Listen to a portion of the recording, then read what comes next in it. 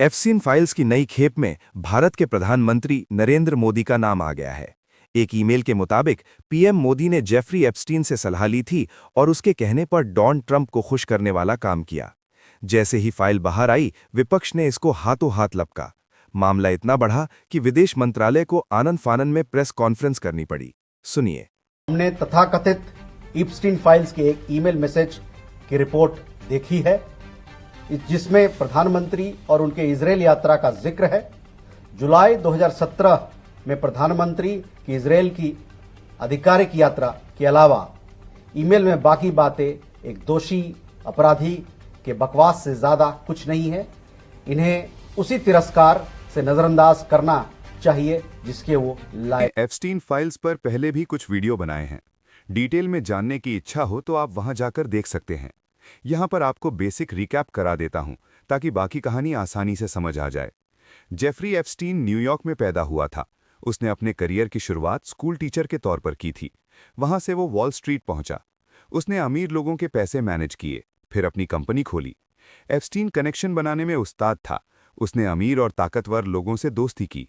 इनमें चर्चित प्रोफेसरों, उद्योगपतियों, वैज्ञानिकों, राजनेताओं से लेकर प्रधानमंत्री और राष्ट्रपति तक शामिल थे। इस तरह एप्स्टीन ने अपना साम्राज्य खड़ा किया। एक थ्योरी ये भी चलती है कि वो ताकतवर लोगों को अपने आइलैंड की पार्टियों में बुलाता था, वहां उनकी आपत्तिजनक तस्वीरें और वीडियो खींचता था, फिर उनके जरिए उन लोगों को ब्लैकमेल करता था। एप्स्टीन का प्राइवेट आइलैंड मानव तस्करी, नाबालिग बच्चियों के यौन शोषण और यौन अपराधों का अड्डा था। 2005 में पहली बार उसकी शिकायत हुई। उसके खिलाफ पर्याप्त सबूत थे, इतने कि उसकी पूरी जिंदगी जेल में कटती, लेकिन सरकारी अधिकारियों ने उसको बचा लिया। एप्स्टीन 13 महीनों में जेल से छूटकर बाहर आ गया और पहले की तरह जिंदगी जीने लगा। लेकिन 2011 में पीड़ित महिलाओं ने उसके खिलाफ बोलना शुरू किया। इसके बावजूद एप्स्टीन खुलेआम घूमता रहा। फिर 2018 में कुछ अखबारों ने रिपोर्ट छापी। इसकी वजह से सरकार पर दबाव बढ़ने लगा। आखिरकार जुलाई 2019 में उसको गिरफ्तार कर लिया गया। लेकिन ट्रायल शुरू हुआ था, उससे पहले एप्स्टीन ने जेल में अपनी जान ले ली। उसकी मौत एक रहस्य बनकर रह गई। भले ही एप्स्टीन मर गया था, लेकिन उसके गुनाहों के निशान बाकी थे। 2020 में उसकी पूर्व गर्लफ्रेंड गिज़लीन मैक्सवेल को गिरफ्तार किया गया। वो बच्चियों के यौन शोषण में एप्स्टीन की मदद करती थी। 2022 में उसको 20 वर्ष की सजा सुनाई गई। मैक्सवेल इस वक्त जेल में बंद है, लेकिन इतने से मामला ठंडा नहीं हुआ।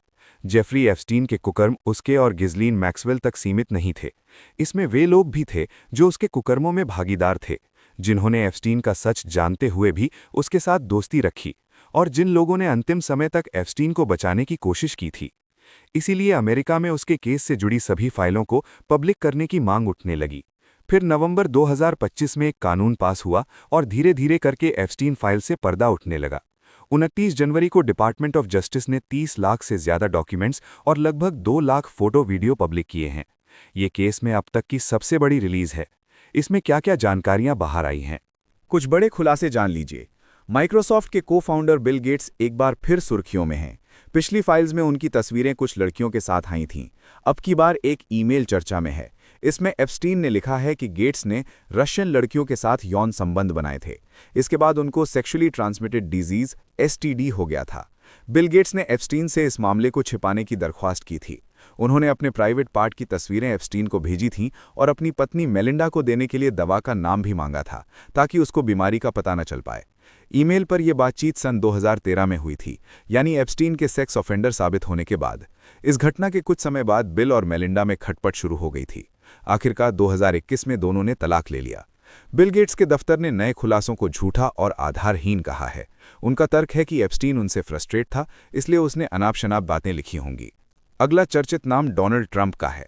ट्रंप और एप्स्टीन का याराना बहुत पुराना है। उनके संबंध पहले रिलीज हुई फाइलों में भी सामने आ चुके हैं।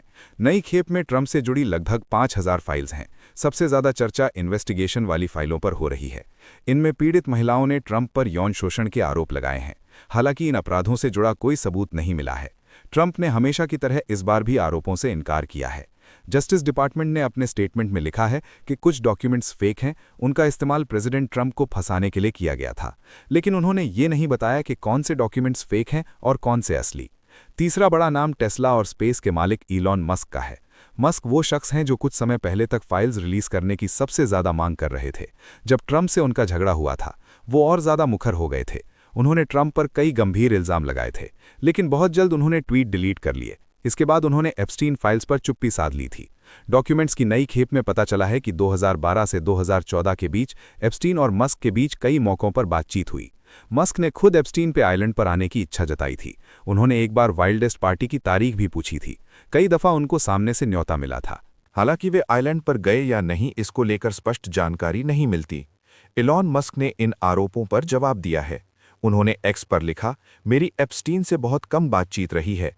मैंने उसके आइलैंड पर जाने या लोलिता एक्सप्रेस में उड़ने का न्योता कई बार अस्वीकार किया था।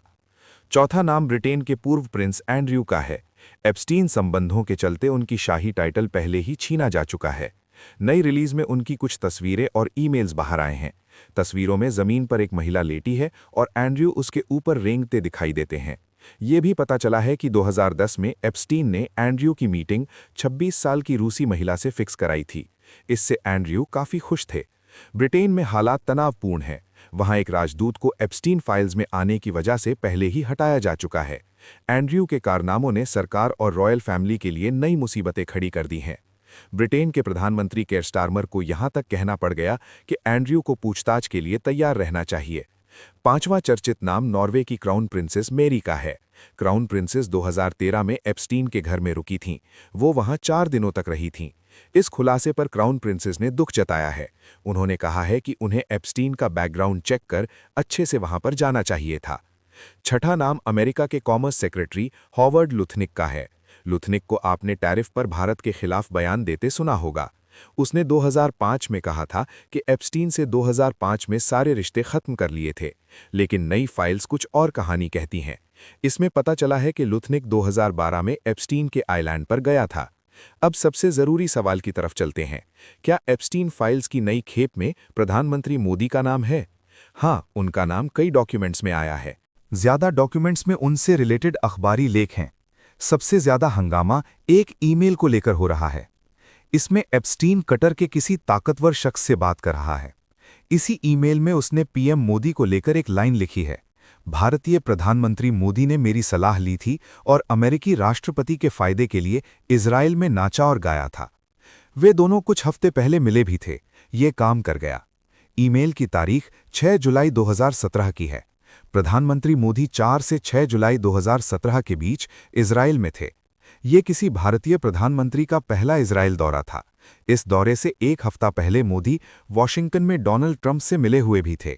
हालांकि इस ईमेल की सभी बातों पर एक बार में भरोसा नहीं किया जा सकता है। इसको लेकर कुछ संशय हैं। जैसे ईमेल में लिखा है कि पीएम मोदी और अमेरिकी राष्ट्रपति कई हफ्ते पहले मिले थे, जबकि मोदी का इजराइल दौरा 4 जुलाई को शुरू हुआ था और वो 26 जून को ट्रंप से मिले थे। इन दोनों तारीखों के बीच में सिर्फ 7 दिन यानी एक हफ्ते का अंतर है। ईमेल में यह भी दर्ज है कि मोदी अमेरिकी राष्ट्रपति के फायदे के लिए इजराइल में नाचे और गाए, लेकिन किस फायदे के लिए इस पर कुछ नहीं मिलता। इस दौरे को 8 साल हो गए हैं, लेकिन अभी तक ऐसी कोई रिपोर्ट नहीं आई जिससे पता चलता हो कि प्रधानमंत्री इजराइल में किसी तरह का नाच गाना किया था। ऐसा कोई सबूत पब्लिक डोमेन में उपलब्ध नहीं है। एप्स्टीन ने किस संदर्भ में ईमेल लिखा था वो भी स्पष्ट नहीं है। उसने ऐसा कुछ लिखा भी था या नहीं, कौन जानता है। थर्ड पॉइंट, पीएम मोदी के एप्स्टीन आइलैंड जाने या जेफरी एप्स्टीन से सीधी मुलाकात का कोई रिकॉर्ड नहीं है। दोनों के बीच मेल या फोन पर बातचीत का सबूत भी फाइल में नहीं मिला है। इसलिए ये बता पाना मुश्किल है कि पीएम मोदी ने एप्स्टीन से कब और कहां पर सलाह ली। बहरहाल, विदेश मंत्रालय ने एप्स्टीन फाइल्स को सिरे से खारिज कर दिया है, लेकिन कुछ सवालों के जवाब बाकी रह गए हैं। सरकार को उन पर भी पूरी स्पष्टता के साथ सामने आना चाहिए।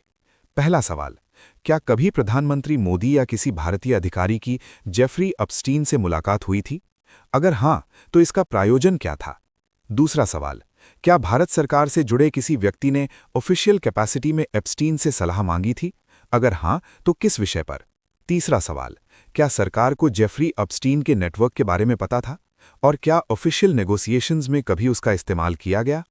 उम्मीद है कि सरकार हर आशंका का समाधान प्रूफ के साथ करेगी। यही सबके हित में होगा। इस वीडियो को यहीं पर समाप्त करते हैं।